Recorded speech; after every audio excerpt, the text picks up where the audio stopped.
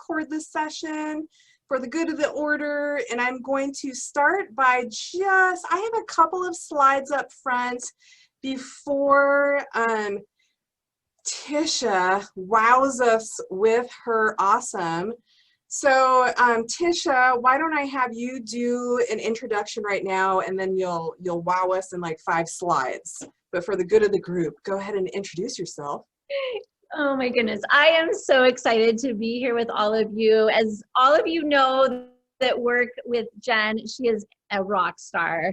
I mean, she is an award-winning teacher librarian, for those of you who don't know, in the state of Oregon. And I am so excited to be here to share with you today. I'm a tech integration specialist and learning management coordinator in Medford, Oregon. So I am very passionate about this topic because it's been life-changing in my educational journey. And like Jen said before, the power of being connected is already being demonstrated in this session today. So really excited to bring everybody together. All right. You're awesome, Tisha. Can everyone see my slides okay? Thumbs up. We got slides. Are you seeing our game plan? Good. Okay. So I just want to start with a couple of slides up front about social media digital citizenship and how important it is in library land right now. And then we all have just made it. It's about mid-year for all of us, whether you're in trimesters, semesters, quarters, whatever. We've made it halfway through the 2021 pandemic school year. So like, round of applause for everyone just for that alone. And my husband is also an English teacher, and we realized the last couple of weekends that we are tired. We are exhausted. We're doing good work, but woo, we are so tired, and we both felt like we needed to pick me up. So I think now is the perfect time to invite Tisha in. And I didn't introduce myself. I'm Jennifer McKenzie, district teacher librarian K-12 out in Florence, Oregon on the coast, Sayusa School District. We're about 2,000 students and staff members. So I just moved here in the middle of a pandemic. So thank you for joining our weekly PD session series. And oh, there's my friend Amy, I just admitted her. So we are all better together. I am semi-new to Twitter. I would say I've probably been a Twitter user for, gosh, Tisha, like 4 years, maybe 4 years. Yeah. And especially now in the midst of a pandemic, I literally hit up Twitter, and I don't spend a lot of time. I love Michelle Cummings, who used to be our former chief academic officer, would always describe Twitter as like this stream, this fast-moving stream that's always there. And when you need to, you can go dip in and get what you need and feel refreshed and learn about innovation. You don't always have to live in the fast-moving stream. And so I'm just saying, every single morning, I'm checking out what Tisha's doing. Shannon McClintock Miller is a Follett representative, and she is literally like bringing the entire nation of librarians together, Shannon McClintock Miller. And if you ever see choice boards, they're probably coming from her, because she creates them and sends them out, and we all use them. And then Jennifer Lagarde, her new book, Developing Digital Detectives, should be coming out this July, but she is our go-to school library information literacy and media literacy expert. So when an insurrection happens at the Capitol in Washington, D.C. on January 6th, and everyone is reeling, and the librarians across the country are like, what on earth are we supposed to do? Like, we all went immediately to Jennifer. Like, Jennifer, give us some resources, give us some guidance. Jennifer Casa-Todd is our hero for digital citizenship. And then I read Jimmy Casa's Thought for the Day every single morning, most mornings, Tisha. In addition to that, I just want to share a little bit more about my journey. I have to use social media in the library because running a library is like running a business. And I'm also teaching digital citizenship across the district. So I'm trying to model good digital citizenship and digital leadership usage through social media. When I started using Twitter, like maybe 4 years ago, Tisha, I'm gonna have to take a look. My number one reason for using Twitter was I had to manage my library website page, and it was clunky and hard for me to get on there regularly to update my pictures. And when I took a Twitter session with Tisha, I was like, you mean I can link my Twitter to my webpage and instantly I can get fresh content all from my cell phone? That's why I started using Twitter. That reason alone was just to save me time and to keep my webpage fresh. And like I said, I'm new to a district, I'm expanding my reach, and I actually made it one of my professional practice goals to post to social media 3 times a week. And so if any of you have been seeing a lot of social media posts from your friend Jen, that's why. It's my PPG this year. And I'll end with, I'm an introvert, and sometimes my friends liken me to Sasquatch in that I love what I do every single day, but then I have a deadline at the end of the day and I go home and I need to introvert. And so sometimes I'm at odds with social media because it seems odd to be an introvert and also put myself out there on the internet. But it can be done. If we have any other Sasquatch, how do you say Sasquatch plural? If there are anyone else in the group who's like a Sasquatch, like me. I do want to say something real quick about OESL advocacy. So OESL is Oregon Association of School Libraries.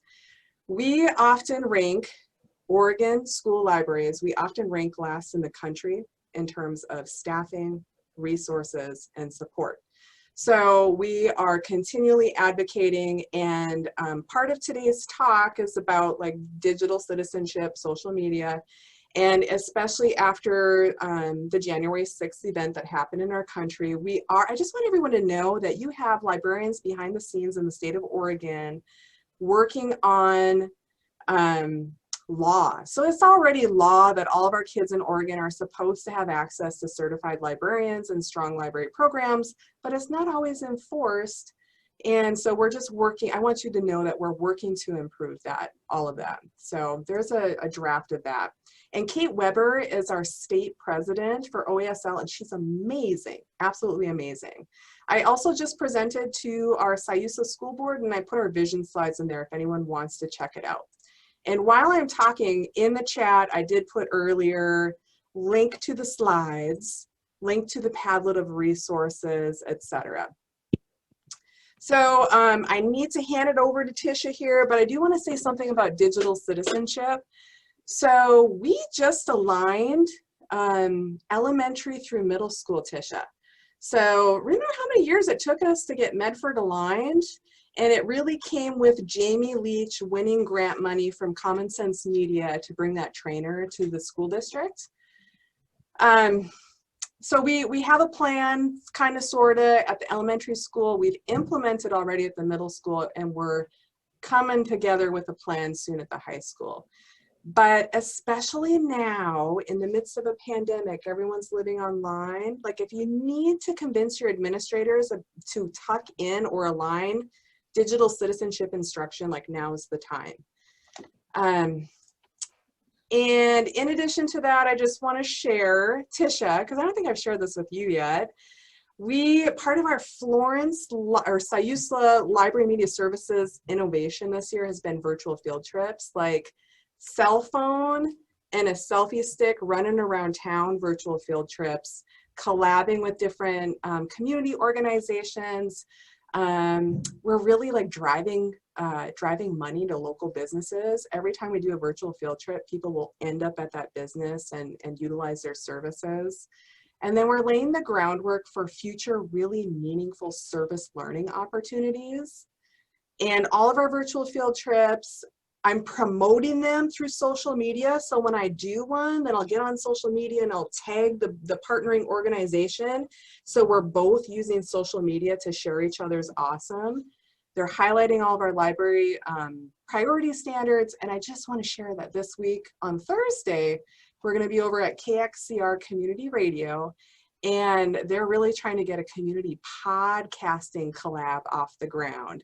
So definitely share about your podcasting, Tisha. And the last thing I'm going to say, and then I'm going to mute myself. Do you remember doing this podcast, Tisha? Of course, of course. I cannot believe how far we have come. You all, we went into shelter in place in Oregon on March 13th, essentially. And we recorded this podcast like maybe a week after that. And I listened to it before I did the school board presentation in January, and we have come so far. So let me stop my screen share and hand it over to Tisha. And so there's your library lead-in, Tisha. So now, take it away. Thank you so much, Jen. You are truly doing amazing things, and we need to talk about your virtual field trips because I definitely want to get that going in the Medford School District. So I am so excited to be here to share with you all today. And I truly have found social media and Twitter specifically to be an absolute game changer in my educational journey. Like when I look back to 2014 was when I got connected on Twitter. I cannot believe all that I have learned, how much I have grown, how much more courageous I am as an educator, how many opportunities have come my way because of being connected. And it's just been absolutely extraordinary. So kind of share a little bit about how my journey began. It was back in 2014 when I received this grant for iPads to come into my classroom. And I also had received some Carl Perkins funding. And so I was able to go one-to-one with iPads, but no one in our district really had one-to-one devices at that time. It was a very, very new thing. And I was really kind of scared to death to bring them into my classroom. And so part of the funding that I received allowed me to go to some professional development. And I had a hard time finding something that fit into the time frame that I had to work with. But I brought these iPads in and I'm like, I have to find this, I need to find training. So I ended up going to this conference. It was called iPad Palooza. It was in Austin, Texas. It just happened to be just the right time frame for me to be able to go before the budget cycle ended. And so I went to this conference at iPad Palooza, and that is where I discovered Twitter. And when I went to this conference, I would go to sessions, and in the sessions, people would share out their Twitter handles, and they would start sharing out their hashtags. And there was even some contests going on where you could share your selfies and you could earn prizes. And I'm like, what in the world is this thing? What is Twitter? I thought Twitter was really just to tweet out what you were eating for breakfast. Like I was confused by it. I'm like, I don't get this Twitter world. But I was intrigued by it because all these people were sharing it and connecting over it. And so here is an actual kind of feed from that particular conference. And so you can see someone, Morgan, at the top there says, great ideas to use visual note-taking. And she's actually shared the slide presentation from the session. Thanks to those that attended Google Apps for the iPad, here is the presentation. Casey Bell, who is a Google expert, shared her presentation from her session. It's easy to work with people who are like-minded and share your passion and ideas. A great session on the Passion Project, again, sharing the resources from that session. And so you went on that hashtag for that conference and you're getting to see all of the things that are being learned. And if you're not at that conference, guess what? You still have access to those presentations and those resources that are being shared out. And oftentimes I will do that. I will go to Twitter when I know a conference is going on, and I will stalk that hashtag and I will see what's being shared out. What resources can I gain from this? And what can I, how can I learn? How can I connect with people that are engaging and learning? It was really, really just opened my mind to so many possibilities that I didn't realize existed in this space. And so it was really interesting that summer. I went to iPad Palooza in June and I got on Twitter. I started just following the people that I went to sessions, at that conference and started paying attention to who was in education. I was told, be selective with who you want to bring people into your Twitter that are going to empower, challenge, inspire you. So I was pretty careful about who I added on my Twitter feed. And I found this contest, and I was so, long story short, I was really at a point in my educational journey where I was really pretty burnt out as an educator, and I'd lost some of my spark and my joy. And so I regained a little bit of that spark at this conference. And so when I saw this registration tweet about entering to win this conference called Miami Device, I was super intrigued. I thought, wow, could I go back to another conference that inspired me like iPad Palooza did? And so they'd asked for you to create something explaining why you wanted to go and to share it with the world. And I literally had probably 5 followers at the time. Like, I figured, what do I have to lose? Like, no one is going to be looking at this tweet. And so I did. I shared a entry to why I wanted to go to this conference, and I tweeted it out on social media. And this particular, this is not going to play it, just an image, but this particular entry was basically me taking some things that I learned at the conference. I learned about something called Telegami, which was an app on the iPad. I learned about sketchnoting. So I smashed those things together. And this is a little cartoon character explaining why I wanted to go to this conference. And it was really, I mean, in my mind, I thought it was kind of silly, but it was fun because I was getting to practice what I'd learned at this conference and be able to create this submission. So I decided, you know, what the heck, 5 people are going to see this, no big deal. I shared it out and I won. I literally won the conference, and I got to go to Miami, Florida, which is a really big deal, you know, coming from Oregon and getting to go to some place that's warm, sunny, and amazing. And I did. I went to this conference and I was, again, blown away. There were amazing educators, speakers, thought leaders that were at that conference. And it was a kind of a boutique conference. There's only like 300 people. So to get to hear from these people in a very close setting was really, really incredible. And I went totally by myself, and I went on my birthday weekend. So I was literally spending my birthday in Miami with people. I had no idea who they were. And it just happened that the last night at the conference, there was some people gathering and they were going to go to South Beach, Miami. And I was it kind of just happened to be in that spot at that time. And they asked me if I wanted to go. And it ended up being on my birthday, with strangers to South Beach, Miami, and had dinner. And these educators in this picture really helped me realize what it meant to be a connected educator. These educators are still my friends today. I talk Rodney here over on the left. He now lives in New Jersey, but he did live in Arizona at the time. He's an amazing educator that works for ClassLink. And he was one of those educators that really pushed me out of my comfort zone, because I am actually an introvert as well. I definitely recharge at home at night. I am not an extroverted person. And he has been instrumental. Craig Badura, Jenny Nash is from New Zealand, or from Australia.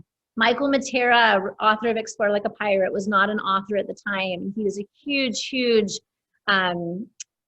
inspiration to me as far as gamifying my classroom. Brent Catlett. These educators are incredible. And so when I left that conference, I followed them on Twitter, and we started a Voxer group. And the Voxer group was a way for us to communicate on a daily basis through audio and through text messages. And they challenged me to start sharing what I was doing in my classroom. They encouraged me to start blog writing. If it wasn't for Brent Catlett on the right there, I would have never started my blog. He challenged me to begin that. If it wasn't for Michael Matera, I would not have written a book. I would not have gotten connected with the XPLAP community on Twitter and engaged. I co-moderated the XPLAP chat, which is Explore Like a Pirate, for 3 years with Michael Matera. And that was an amazing, amazing journey. And so this is kind of where it all started. And truly, when I didn't know, when I started on Twitter, I didn't really know what a professional learning network was. I'd never really heard that term before. And really being connected through Twitter and through social media, you are creating your professional learning network. And I loved it when I went to, it was ISTE, I don't remember what year, but Sarah Thomas of EduMatch, a publishing company, said this on stage in her keynote. She says, really, a PLN is more of a personal learning family. And it truly does become a personal learning family because they're people that inspire and challenge you and empower you. And you may not be, maybe you're feeling like you're just being sapped dry in your building or in your school or in your district, or maybe you just need to get out of your silo and learn something new. These people will be that inspiration to you and help empower you to go beyond your walls of your district and learn. I love this quote by Aaron Hogan. He wrote the book Teacher Myth. Twitter is not going to change your life, but the educators you meet there will. And it is true. Like, honestly, I get a little bit choked up when I think about it because educators that I met on Twitter are literally my best friends. I have a best friend that lives in Kansas that I met on Twitter. We met in real life at ISTE in 2016. I have a group of friends that I connect with every day. One is Jennifer Casatad, who wrote Social Media. She lives in Toronto, Canada. And I talk with her every day. In fact, I just wished her luck because she's doing a presentation like as we speak. And Mandy Freilich, and people that I would have never met. They're from different parts of the United States, but they truly have become very, very close friends. And so, you know, I talk about this and I talk about the difference that it has made in my educational journey. But often when I talk to people about Twitter, when I talk to other educators, this is literally the face that I get because people don't get it. And they kind of get this glazed over look and they're like, I don't understand what you were talking about. And I get it because I was that person. Like, I was the one at iPodpalooza in 2014 that said, I thought this was for tweeting out toast. Like, what are you all doing? I don't understand it. And for some, when I talked about connecting on the Twitter sphere, this is what they look like as well, because it almost is scary. Like, what is this Twitter thing? I feel like this is a scary place to be. And I know in the state of our nation right now, sometimes social media can be a scary place to be. And I get that, but it also can be a wonderful place to be when you're intentional about creating a social presence and a network that truly do inspire and empower you. So I'm going to give you some tips when you are starting your Twitter accounts or your social media accounts, whatever that is going to be. I would recommend start by keeping it professional. When I was kind of lucky at the time because I started Twitter when I didn't have a personal account. And so I was intentional about deciding that my Twitter was going to be professional. And I was going to be very selective on who I followed. And I wanted to make sure that the people that I followed were people that I felt were going to, again, I keep saying the same words, inspire, challenge, empower me in my educational journey.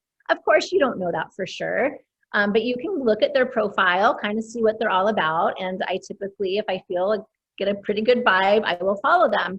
And you can always unfollow them. You can even block them if you find out that the people that you follow really aren't who you think that they are. And you can also adjust your privacy level. I keep my Twitter profile open where I don't have to, like, people can follow me without me having to accept it. But there are people who have very valid concerns for being careful on social media. And so that is totally legit. And if you want to lock down your social media for reasons, that's totally fine. That is up to you on how open you want your social media to be. I have been on social media since 2014, and I haven't ever had any bad experiences. Have I had some creepy people that once in a while will get into my DMs and say hi? Yes, and they get blocked when that happens. And that's the end of that story. And so I just want you to kind of think about that when you're creating it. Those are the three things that I would say. So for those of you who really don't know what Twitter is, you're not really sure what it is about, I am going to show this little video that was on the Ditch That Textbook site, Matt Miller. And he just kind of shows you some tweets and why Twitter can be powerful. So I'm going to go ahead and just play that.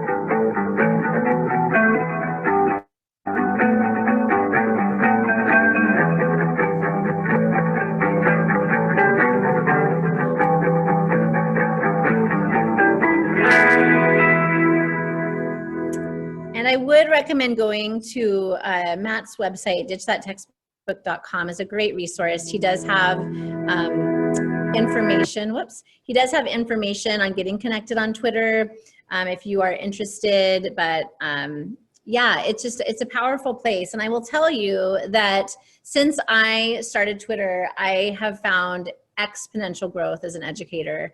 I can't even tell you how much I've grown as an educator. I mean, I really was at the verge of burnout, and I was really considering leaving education back in 2014. And I wouldn't say that Twitter was the main reason I didn't, but it was definitely a contributing factor. Definitely a contributing factor that I was able to connect with educators from around the world and really spark that joy for teaching and learning again. So just as mentioned in that little video, you can show and tell classroom experiences. I loved sharing out what my students were doing in their classroom when I taught culinary arts. It gives you quick access to articles, blogs, teaching ideas. You can develop your professional learning network. You get a broad perspective. You get a global perspective beyond your region, beyond your school. Yes, Jen. Hey, do you want to say something really quick about the show and tell and how you got all of South Medford High School to join Twitter and then share out continually with the same hashtag? Because I think that's really important. Like, we could be doing that in Sayusla. Yeah, absolutely. So when I was at South Medford High School, we created a Twitter hashtag so that everybody could be sharing to that hashtag. I had done a little bit of a gamification thing where I had people, they would get points for sharing things out on social media, but we challenged each different small school in our campus to share out the things that were happening. So if there was something, you know, a lesson that you were doing in the classroom that you wanted to share out, if there's a resource you found, share it out. Share out the things that the kids are doing on your campus. And what is really powerful, and I'm going to share an image in a little bit, is that think about that. Even if you only took time to look at your school hashtag each day and your school, everybody posted just one thing to that school hashtag on Twitter, think about how much you would learn just from the people that you were in a building with. I mean, how often do we really get to go in people's classrooms and see what's happening, especially right now, right? Doesn't happen. And so if we could all be posting what we're doing, how powerful would that be as a learning community? It's pretty awesome. There's lots of different hashtags for education chats out there. So when you go on Twitter and you search a hashtag, you're going to find subject-specific hashtags, grade-specific hashtags, general chats, global education chats. I mean, there's so many out there. Just type a word that you're interested in, and I bet you there's a hashtag for it. And Jen, what are some of the major hashtags that you follow? So I always add OESL, future ready libs, future ready librarians, and then I always add to my posts our priority standards because I'm continually trying to advocate, hey, teacher librarians teach school-wide literacies. So reading advocacy, information literacy, digital citizenship, and technology integration. Awesome. Yeah, there's so many amazing hashtags out there. So you can search that hashtag and then you'll see everything that's been posted to that hashtag will show up in the stream. There are also educational Twitter chats around the clock. So for instance, Teach Like a Pirate, Dave Burgess, author, has a Twitter chat every Monday night at 6 p.m. Pacific. And there is an incredible community of educators that are passionate about creating engaging classroom cultures on that hashtag every Monday night from 6 to 6:30. Oregon Ed Chat is definitely one that you want to be a part of. Hashtag OREDCHAT. That happens at 8 o'clock every Sunday night. It's a half hour. Right now they are doing a book study on the book. It's set by Sunny Brown. It's on sketchnoting. I can't think of the name of the book off the top of my head, but they are gathering there, and people from all over the United States join in that chat. And it's an incredible community. There are literally any time of the day, there are Twitter chats going on. I was up, I couldn't sleep at 1 o'clock in the morning on Saturday night, and I caught the T-Lap Down Under chat in Australia. It just happened to be up at 1 in the morning. So if you can't sleep at night, you can find a Twitter chat going on in another part of the world. I love this quote by Todd Messaloni, who wrote, "Kids deserve it. The best thing about being a connected educator is the opportunity to make friends around the world you would never have met otherwise." And it's so true. I mean, when you start connecting in those Twitter chats, you're going to start, yes, Jen. Can I give an example of that real quick? Because our friend Amy Page joined late. Amy, do you want to say hi and introduce yourself real quick? I'm so sorry, Tisha. No, please. Hi, I'm Amy Page. I'm 4J District Librarian. Yeah, so, thank you. I just want to say real quick, like through the power of social media, I got hooked up with Michelle Carton through Shannon McClintock Miller's Future Ready Library Summits. And Michelle Carton is a teacher librarian in Alaska. And so Alaska teacher librarian, me and Sayusla and Amy and Eugene collaborated and just presented about virtual field trips last month. So I'm just saying, yeah, powerful. It's super, super powerful. And then when I started going to conferences and actually getting to meet these people face to face that I was connected in Twitter chats and connected in social media with, it was like, oh my gosh, I can't believe, like, I finally get to see you face to face. And now I just can't wait to see friends face to face, because all conferences have been canceled this year. And so this one is at FETC in Orlando. I went to a couple years back, but it's really pretty powerful. And I like this graphic. It was one that I had seen on social media a while back, and so I recreated it in Canva. And this is kind of the journey that I experienced as being a connected educator. I first was like, what, toast? No, I'm not gonna do it. The second, then I was like, okay, I'm listening. I kind of get it. It seems powerful, but I'm not sure yet. And then I started to see the resources being shared out, and I saw the potential. And then I was like, okay, now I get it. And then I became hooked, and now it's my new normal. And now I go on there throughout the day, and it doesn't mean you have to live on there all the time. It's, again, like Jen said before, it's a fire hose. And so you can dip in, get what you need, and dip out. You don't have to be overcome by it. It's not like Facebook. I don't feel like this way with Facebook either, but I don't feel like I have to see everything. You're not going to see everything, I'll tell you right now. So if you want to be targeting specific content, then go to that hashtag and just look for that content. You're not going to be able to you don't ever catch up with Twitter. And it's okay for this journey to take a while too, because like I said, I mean, I'm maybe 4 or 5 years into Twitter, and it took me a while. So it's okay. 100%. Yep. So I am going to share with you a couple different little videos of people explaining the power of Twitter. It was about 3 or 4 years ago, we did a Flipgrid where people shared why they felt like Twitter was a place to be or why they should be connected. So I will start out with Brent Catlett. He was in that picture I showed you at Miami Device. Hi, everyone. This is Brent Catlett, at Catlett1 on Twitter. That's Catlett and the number 1. I started my journey of creating a professional learning network back in 2010, and it's the best decision that I ever made. It wholeheartedly has made me a better educator, and quite honestly is a blessing and a curse. The blessing is that I get to connect with the world literally at my fingertips, not only for myself professionally, but for the students that I serve. The curse is that then I know what greatness is out there, and I want that for my own children. And sometimes that's a struggle for me to know that perhaps they're not getting what they could be if the educator was connected.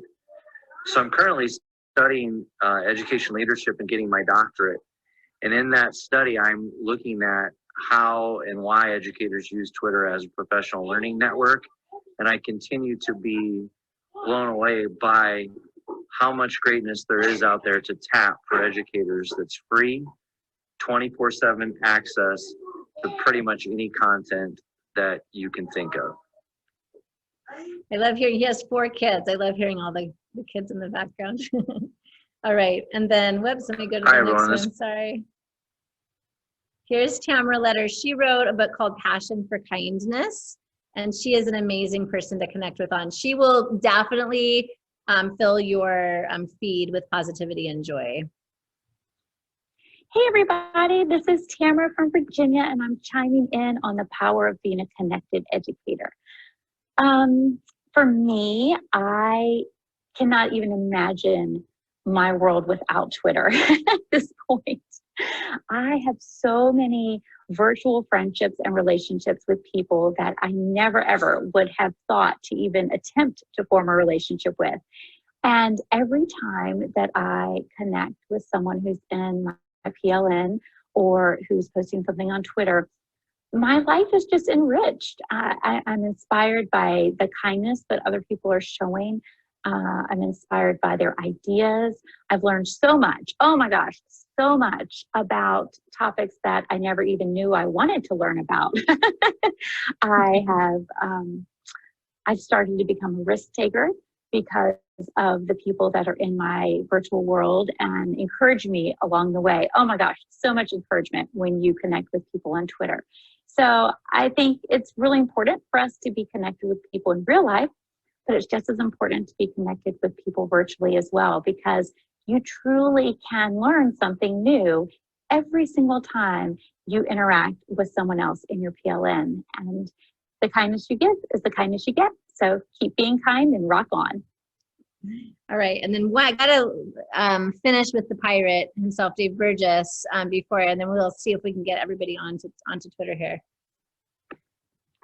Hey, this is Dave Burgess, author of Teach Like a Pirate, and becoming a connected educator will change your life. It is one of the greatest things you could possibly do for yourself as an educator. It allows you 24/7, 365-day-a-year access to unbelievable collaboration, innovative educators, ideas, no geographic barriers whatsoever. And it's free. That's right. Some of the best professional development you'll ever have in your career is actually free. Get involved. Get on Twitter, for example. Follow me. I'm at Burgess Dave. The hashtag people often use is TLAP for Teach Like a Pirate. It's a worldwide community of people getting together to talk about creativity, engagement, passion. I welcome you to join me there. Follow me. I'll follow you back. But no matter what you're into in education, there's a hashtag for you. So make sure you get connected. Make sure that you're getting access to all this incredible stuff that's out there for you. You are no longer limited by your system when it comes to collaboration, when it comes to professional development. So become a connected educator. For sure, it's a game changer that's going to transform you. Oh, okay. This is one of my favorite quotes by George Couros. And he says, what if every teacher tweeted one thing a day that they did in their classroom to a school hashtag, and they took 5 minutes out of their day to read each other's tweets? What impact would that have on learning and school culture? And I truly believe that that's true. That's powerful right there. So I don't know who is on Twitter already, but I am going to I want to walk you through the process. If you're interested in getting on Twitter, you can join from your computer if you go to twitter.com, or you can join from your phone. I think it looks slightly different when you get on your phone versus when you get on the computer.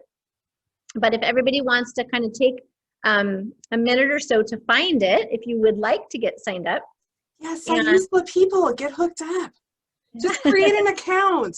This is what happened to me. I went to a session with Tisha. I created an account. It maybe took me a couple of weeks to change my egghead on my account, but you got to start somewhere. So open up another tab on your second screen and then holler if we're going too fast for you.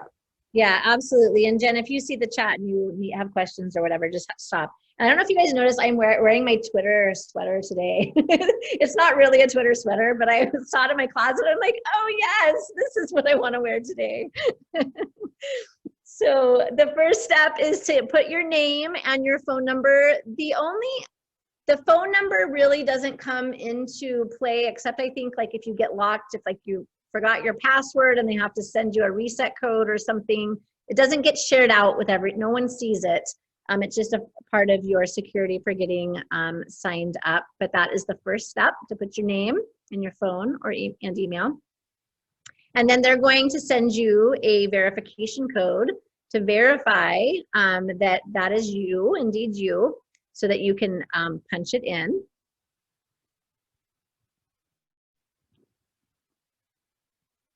I never know how fast to go, especially when I'm not in a room with all of you.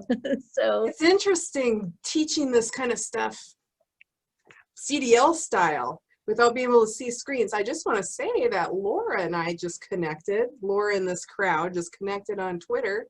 Thanks. Awesome. Yes, I'm at Tish Rich on Twitter. So definitely find me. I would love to be connected with all of you. And I have a profile pic where I'm standing sideways. So if you see somebody standing sideways, that's me. I always thought maybe it was the very first profile pic I put on there, and I've always been kind of weird about changing it. So it just might be that forever. Never change it. It's the best. All right. So then you're going to enter your email once you get to this stage, and then you're going to choose a username. So your username, it's like mine was Tish Rich, and because Tisha Richmond was taken, Tish Richmond was taken, and so I finally chose Tish Rich.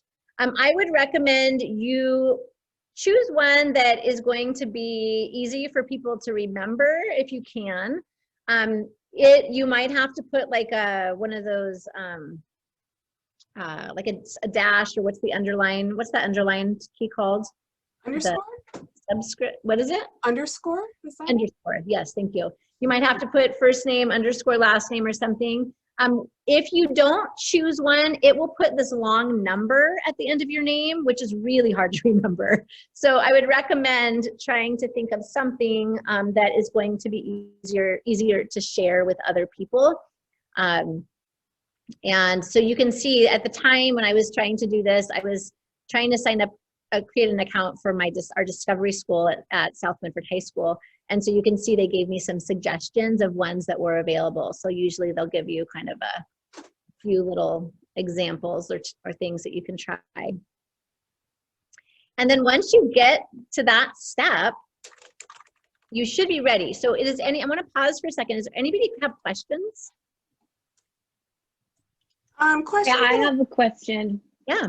This is the introverted inside me. So I've been on Twitter for shamefully years, and I don't hardly contribute because I'm always like, there's like your first educator was sharing there. He's like, there's so many amazing things.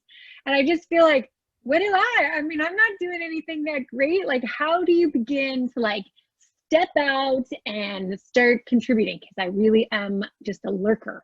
And you know, just watch and glean, and I hardly ever contribute anything. And I'm like, how do you get out there? Because you said you're naturally an introvert. I am too. And so I'm just like, I just don't, I'm always second guessing myself. Did I do it right? Did I put the right hashtags? It's just like this constant inner dialogue for me. I think, yeah, yes, I was totally there. And if you have not watched the video, it's called Ordinary to Us, Amazing to Others. Derek, Find it and put it in the chat. put it in the chat.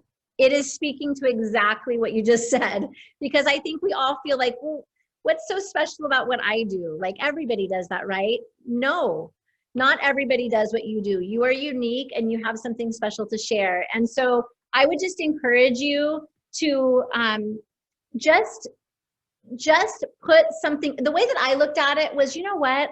I'm gaining so much inspiration from other people. I want to give back. I want to do something to contribute because this is such a rich space. And I finally had to come to terms with the fact, you know what, maybe not everybody is going to think that this is a great idea, but maybe there's one person out there that will see my tweet and it actually is going to be helpful for that one person.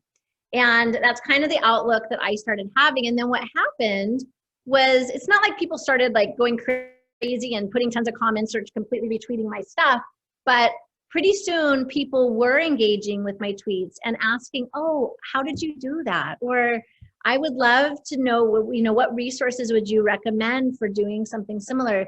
And I started finding, you know what? Yes, people, it may not be a ton of people that were engaging with the tweet, but it was helping some people. And it also started to feel a little bit validating, like, oh, like I got to show off my students. That was the best part. I got to allow my students to shine and show off the amazing work that they were doing. And that was really what I was doing most of the time. I was taking pictures of what they were doing and sharing it out. And that is the power. Our students need to, and then I would show my students, look at the people that just commented on your beautiful culinary creation. And that was what I think truly brought me joy, was getting to show off my students. And so you might think of it in that way too, like maybe show off some things that your students are doing. And because that's pretty powerful when we can put our schools, our districts on the map and other people can see what's happening. Tisha, I think Flipgrid like retweeted something we were doing with like Do Ink, and maybe it was with your students too. We were doing Do Ink green screen videos for something and also doing something with Flipgrid. Yeah. Anyway, the first time that Flipgrid retweeted what I had put on to Twitter representing student work in the library, my student aides were thrilled. They're like, we're famous across the land. And I was like, yeah, you are. Yes. Yeah. We get to model what the power of the positive power of social media is, right? There's so much negativity out there around social media, and we need to model being good digital citizens, and show what it is to have a positive, what Jen calls digital tattoo, right? Like we need to show that we can have positive digital tattoos out there.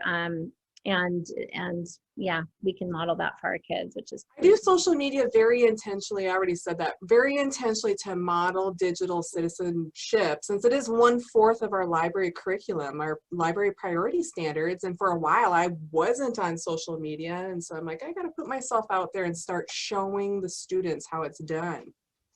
So yeah.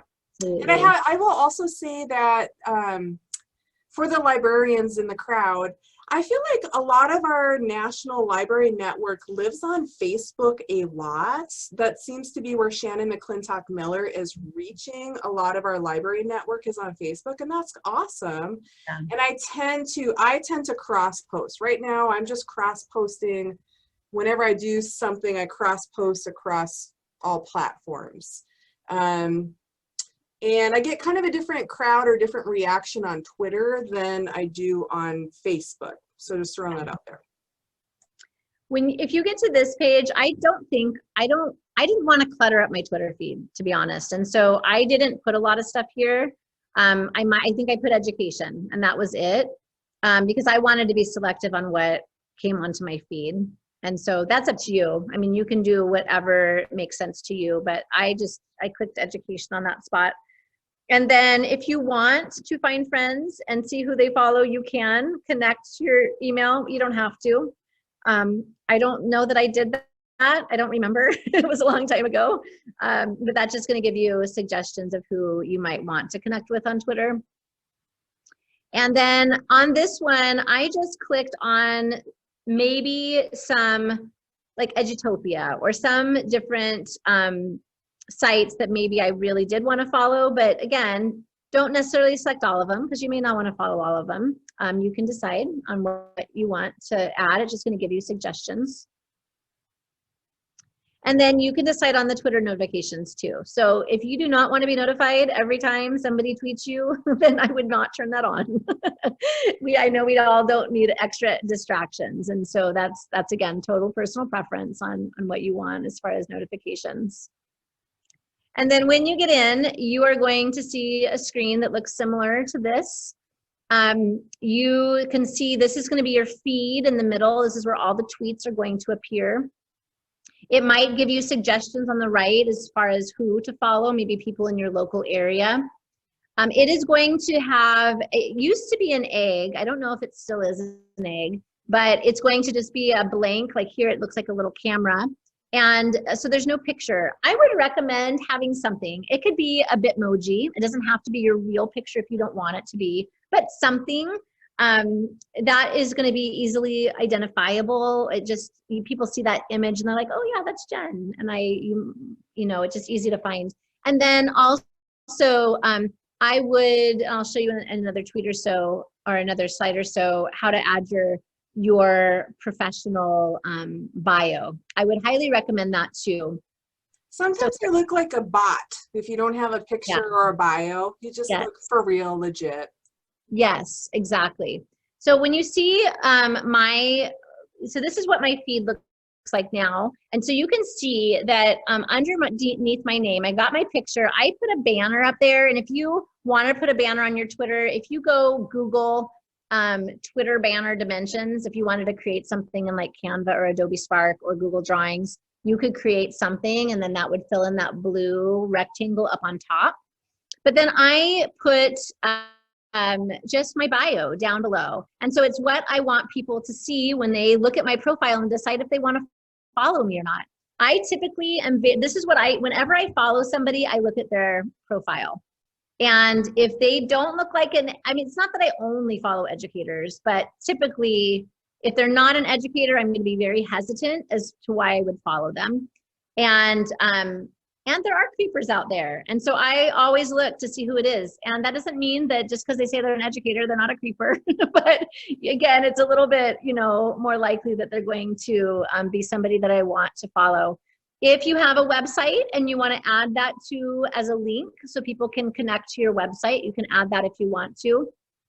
I put my hashtag next to mine because that's a hashtag that I post to a lot. And so I want that to be on there. So that's just kind of the rundown of that. And then when you see down in a tweet, you can see how down below where I put a new episode of ML Magical, that means that this tweet is going to fill that ML Magical feed. And so if somebody went in this little search bar up here on the top right and put in hashtag ML Magical, all of the things that were tweeted out with that hashtag are going to show up. So it's kind of how you can filter subject specific content. This little button down here, the little blue bar, is how you send a tweet. And up here on the top right is where you search those handles. So if somebody shared a handle today and you're like, oh, I want to follow them, type it in, and then that's how you can connect and follow and search for, Oregon Ed Chat or all of the different hashtags that are out there. This is when you click that blue button, this is what's going to pop up. And so you are going to be able to share what's happening. It used to be 120 characters. Now I think it's 240 characters that you're able to tweet. And so as long as you stay, it's a lot easier than it used to be to fit it all in. But that's why sometimes you see people abbreviate things, like TR is typically teacher, SS is typically students abbreviated, ST is student, edu is typically how people abbreviate education. And so you'll start finding that people abbreviate just so they can fit in that character allotment. If you wanted to tag somebody, so if I wanted to share out, I had a blast today talking about being a connected educator and I wanted to tag Jen, I would put her handle so that she would see it. I might put the hashtag of your district in there so that it would go into your district feed. And that way, whoever I tag, it's going to notify them. And whatever hashtag I put, it's going to feed that hashtag feed. Down below, you can see that you can add a picture. This is if you want to have your tweet be seen. So maybe you want to share out an event that's happening in your district, or you're going to do a virtual field trip and you want to share that out. I recommend putting an image because people see it more than if there's no image. And so I like to create images on Canva. You can also create images on Adobe Spark, but that just kind of gives your tweet a little pop so people notice it. Hey, can I just say real quick, Lauren just led a Canva session last week, so thank you, Lauren, Lauren, it was amazing. And also, I want to say, no matter what platform I post on, Facebook, Twitter, well, Instagram, I almost never do a post without an image. Yeah. An image is worth 1,000 words, so I always have an image or some kind of little video or something. Hardly ever just text. Anyway. And yes, totally agree. And one thing with an image, you can't do this with a video, but if you add an image, down below the image, you will be able to add handles of people, like connect. I forget what it says on the, I should look on my Twitter. What it says when you do that, it says,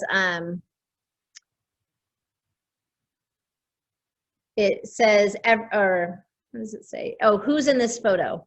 So if you wanted, that's a way that you can add more characters is by clicking on that little thing that says who's in this photo below and adding people. And I think you can add up to 10 people on that. That's a lifesaver. That was such a good tip when you shared that with me, because I was having such a hard time squishing in all the people I wanted to tag into my character allotment. And then you're like, Jen, just tag them on the image. Yeah. Thank you. Yeah, it's a cool little trick. I don't do, sometimes I'll add a GIF just for fun. Like if I'm jumping in a chat and I want to find a GIF that says hi, I'll add a GIF or something like that. You can take a poll. I don't do this very often, but if you wanted just to get, well, I wonder what people think about this particular topic out there, you can add a quick little poll. This will add an emoji, and you can also schedule your tweets. And so those are just all things that you can do. When you're ready, you click the tweet button and it will get shared out with the world. I don't know what I was showing here. I think just the fact that, you know, your profile, you can edit it up here by the little blue button on the top right. I put the little stars by my name. I don't know why. You don't have to do that. It'll just show your name that you put in when you signed up and the little handle. It's because you're sparkly and magical. You have to have stars. Oh gosh. So this is a tweet. I wanted just to give you an example of the things that, like how you would write a tweet. So this particular tweet, you can see I put the abbreviation, capital SS for students. Students created food snaps with knife cuts today, thanks to, and I wanted to tag Tara Martin because she gave me the idea through her book snap idea. And so I tagged her. I also wanted to tag Burgess Dave because I don't know why I tagged him. I think because she is a DBC author. And this little bit.ly was a link to something. It must have been, it was my food snap that I wanted to add to share that out. And then I also wanted to tag the TLAP community, the Teach Like a Pirate community, and the XPLAP, Explore Like a Pirate community in that tweet as well.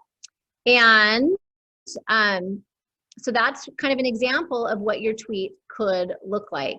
Can I share another thing real quick, Tisha? Yeah. Just for like, I'm still really slow at Twitter, and so I actually have saved on my phone.